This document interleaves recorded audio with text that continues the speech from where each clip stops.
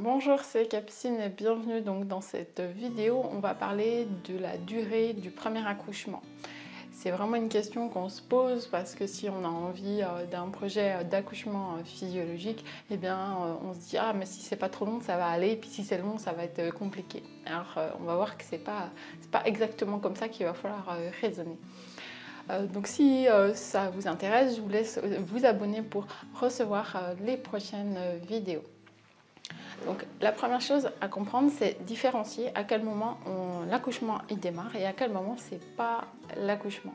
Sur un premier, il y a plein de choses qui vont se passer avant l'accouchement.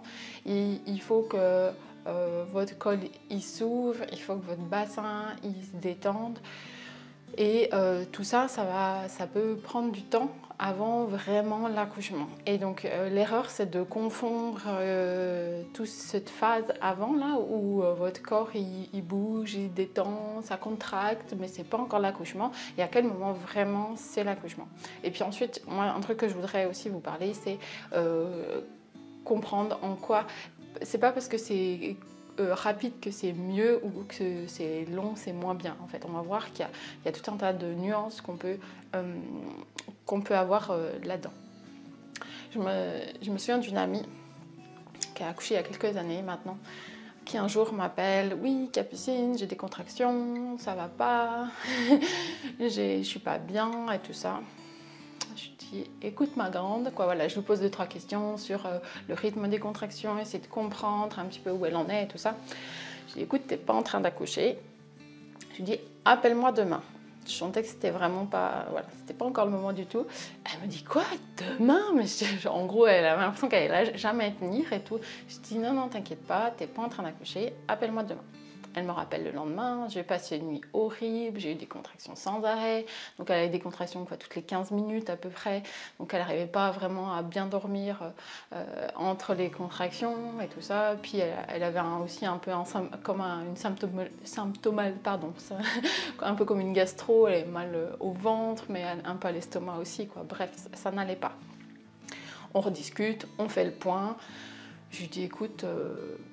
pour moi, tu n'étais pas du tout encore en train d'accoucher. On fait le point ce soir. Et voilà, du coup, on a fait ça pendant 4 jours. D'accord, je l'ai tenue chez elle pendant 4 jours. Et elle n'a pas accouché. Hein.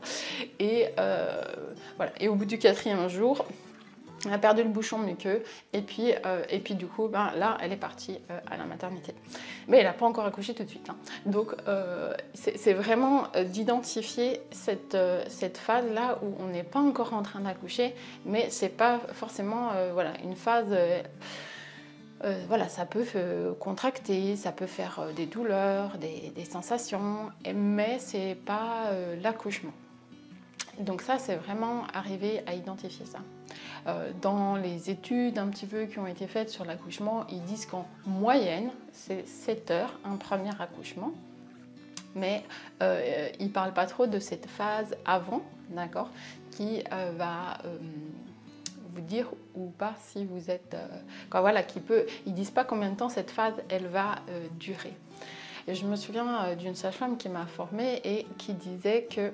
Et moi, c'est ce que j'observe aussi hein, au cabinet. Et puis, c'est que les femmes qui ont des épisodes de contraction avant l'accouchement, eh bien, elles vont faire ces phases, elles vont être un petit peu plus courtes en fait. Et celles qui contractent pas du tout, d'accord, eh bien, elles vont être obligées, tout ce travail, de le faire juste avant l'accouchement. Donc, elles vont avoir ces phases un petit peu plus longues. Moi, c'est ce qui s'est passé pour moi. Moi, je peux faire des footings enceinte, je ne contracte pas. C'est un truc de fou, quoi. Je veux dire, j'ai couru jusqu'à 8 mois de grossesse sans contracter. C'était vraiment... je pouvais faire des balades, monter des trucs comme ça. J'étais en pleine forme, ça ne me déclenchait pas une contraction. Donc forcément, ça c'est ça. Et pour mon premier, partie plutôt plus, eh bien, j'ai vraiment fait une très grande phase de pré-travail. Voilà, j'ai déjà fait 24 heures et après, vraiment le travail, j'ai encore fait 20 heures. Quoi. Donc c'était long, mais ça n'empêche pas qu'on est toujours dans la physiologie et que tout va bien. Donc voilà, ça c'était la première chose, identifier à quel moment on est vraiment en travail, à quel moment on ne l'est pas. Et une des choses que je dis, souvent au départ, les femmes, elles vont faire « Oh, ouh, j'ai une contraction, hein. Ouh, ah, elle est forte, hein. » Oui, ben, quand vous faites ça, ben, vous n'êtes pas en train d'accoucher en fait. Vous voyez, vous gardez les yeux ouverts, vous gardez les mains comme ça, et puis tout va bien, quoi. Donc même si on sent qu'elles sont différentes que de la fin de grossesse, là, c'est pas encore l'accouchement, d'accord? On a le temps. Si c'est la nuit, il faut essayer de se rendormir. Si c'est la journée, vous continuez votre vie. Et il y a un moment, les femmes, elles vont commencer à avoir besoin de... Moi, ce que j'observe, c'est qu'elles ont besoin de mettre un contre-appui. En fait, soit elles vont s'appuyer sur un truc, soit elles vont vraiment se mettre comme ça. Et puis là, elles vont plutôt faire des trucs genre... Oh, oh, oh. Et si on a envie de leur parler, elles vont faire genre... Ta gueule, me parle pas, d'accord?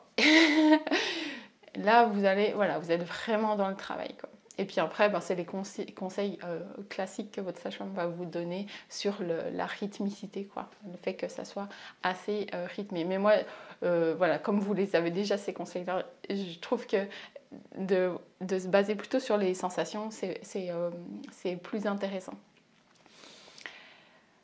Donc voilà. Et ensuite, j'avais envie de vous parler de cette différence entre accouchement court puis accouchement long et que c'est pas grave d'avoir un accouchement long.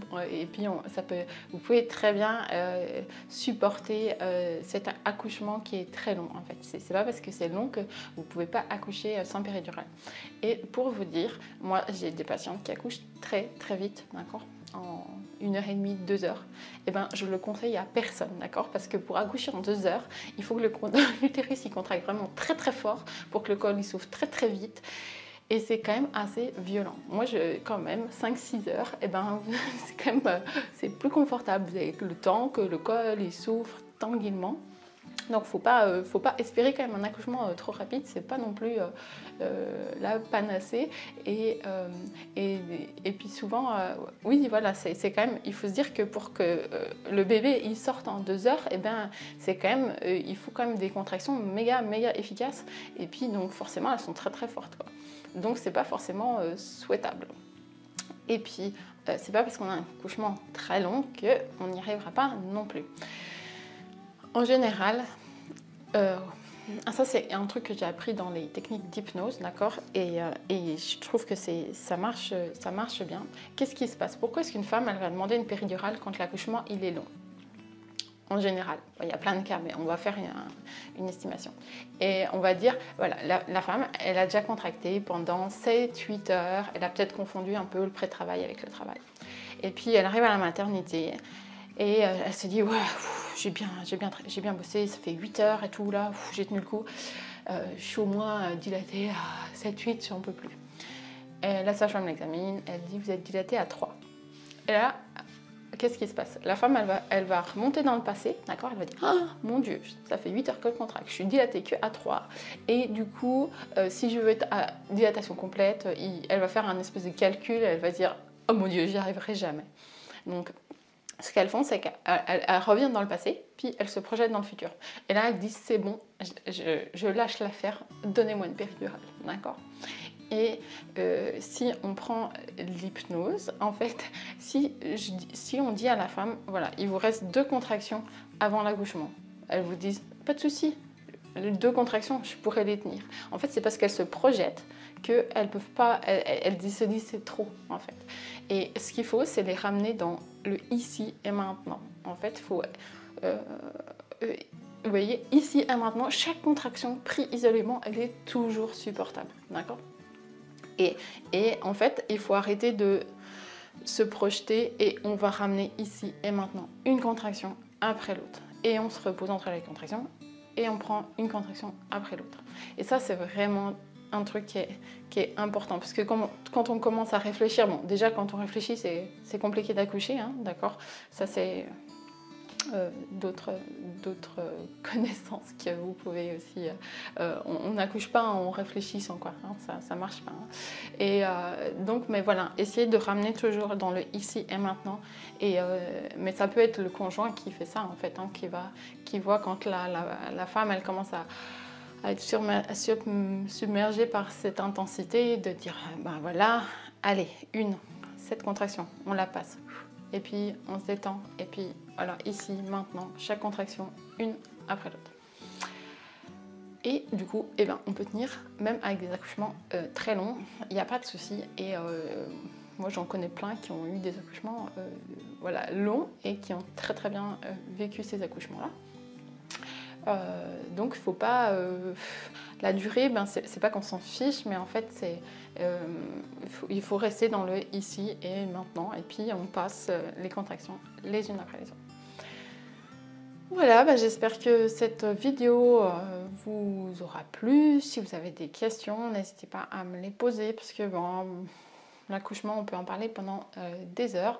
Si vous avez envie d'aller plus loin, et puis de vous préparer avec moi, je vous laisse un lien juste en dessous pour en savoir plus. Et puis à très bientôt pour une prochaine vidéo.